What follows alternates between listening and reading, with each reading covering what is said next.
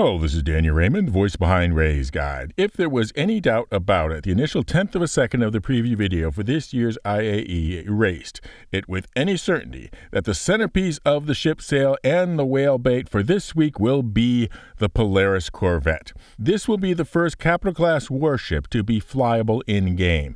Yes, we have other capital-class ships, but there's a big difference between a salvage or luxury yacht and a purpose-focused warship. But with it comes a big needed feature, one which I had hoped would have been included in the Social Universe segment at Citizencon, but wasn't, either because it was cut for time or because they really don't have anything to talk about it yet. So this video, like the calendar, is sandwiched between Citizencon and the IAE. And it started from the fact that Polaris has a minimum crew of 6 and a full crew complement of 14.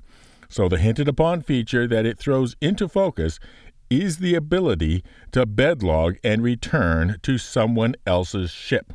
Because if you have to log out for an hour to handle some sort of errand, we would dearly like to be able to return to this particular ship, even if it is in a different location, or even if for some reason or other it is in a different server region or shard. And frankly, the captain would like that too, particularly if it is the captain that has the real-life calling on them for that hour or two, which is why the most disappointing line from the whole Citizencon was when in the socials panel they said that the goal was to bring the system up to MMO standard. Is there any other area of Star Citizen where they are satisfied with Star Citizen being just up to MMO standard? Also, Star Citizen has unique needs from other MMOs, or at least unique until somebody builds a Mortal Engines MMO, and that is the ability to want to have our home ourselves on a large multi-cruise ship. Now, they did include in the demonstration an ability on the party screen to include party members who are logged out, and to organize party members by what ship and position they are on that ship. But that is insufficient because a ship might have crew that is bedlogged on the ship who are no longer in the party or never were in the party, and what happens if it is the captain that needs to leave for a while. So what there needs to be is a separate ship tab, similar but distinct from the party tab. There has long been an admission for a need for some sort of ship security feature, and that would be linked there too. To the designated captain, the ship tab is read-write, and to any authorized occupant, the screen is read-only. When approaching a ship, you may request permission and be granted permission from the same screen, or you can automatically be granted permission if a party member.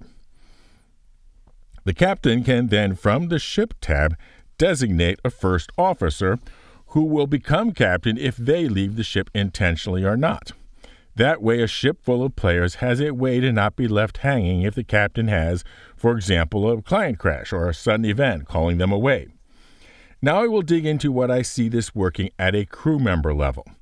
As a crew member, I can go to any bunk on the ship, and there will be an extra option on the interaction wheel on that bunk, and that will be to set the wake-up point, which is much like setting a med bed as your regen point. If I set the bed as my wake-up point, if I log out of the game and log back in later, if the ship is still in the game, even if on a different location or a different shard, that is where I will wake up. Now, to prevent exploits, there will be a maximum number of players allowed to be tied to a ship, based on the total number of beds on the ship with a multiplier.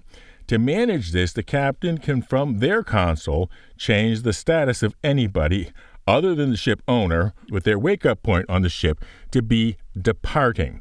What departing means is that the next time the ship lands at any location that supports HABs, those persons and any items that have with them stored in ship inventory are moved to wake up at the HAB at that location, thus freeing up bed space. This also applies to when players log out.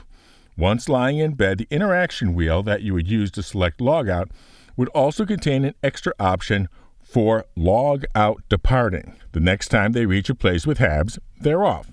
But then there should be one more option. In the star map, I should be able to pick a location that has HABs, for example, Port Tressler, and mark it as my destination.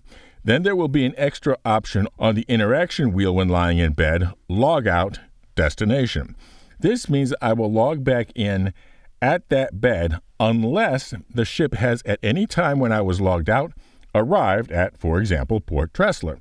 Note that this makes an enabling feature for passenger transport contracts for both PCs and NPCs. It is also, to be clear, not fast, safe travel. This ship does have to make the trip, and if things go bad, you do return to the hospital. Also, there's an interesting landside possibility to extend this, to bed log out at, say, Port Tressler, with an option to board any party ship that is arriving. The captain then sees who is waiting and can board that ship from his command console. So let me move to a related point. The Polaris is also the first warship with a decent-sized hangar flyable in-game. So it brings up a question of what should happen if someone on the ship has their fighter craft in the ship's hangar, but then needs to log out for an hour. Will the ship still be there when they come back? Can others use it in the meantime? Can the captain kick it off just anywhere or only in a place that offers ship storage? How would that work? Remember that in the pipeline, we not only have ships with even larger hangars, but also ships specifically marketed as having the role of transporting ships for others, such as the Liberator. I won't dig into all these in detail, but whatever answers are found for the multi-crew bed logout are going to need to be adapted for ship transport as well. Now for an update on our giveaways, we have the Raised Captain's giveaway for a pair of VKB Space Combat Edition joysticks, which is advancing smoothly towards its goal, plus our regular Grow the Channel ship giveaway for the Zippy Zazzy Zaftig Zephyr, the Zeus CL, now in the game, and for which we are ever so close to that 15,000 subscription level. And then beyond that, the 20,000 subscriber reward for the winner's choice of the marvelous multi-role multiplayer mining meta, the Erasta, or the brand new big box bargain bazaar, the Merchantman. One entry per video, be a member for automatic entry, or subscribe and comment, somehow including the secret word. And the secret word for this video is what the Polaris will be the bait for. Fly safe, keep it real, and I'll see you in the verse. This is Danny Raymond for Ray's Guide.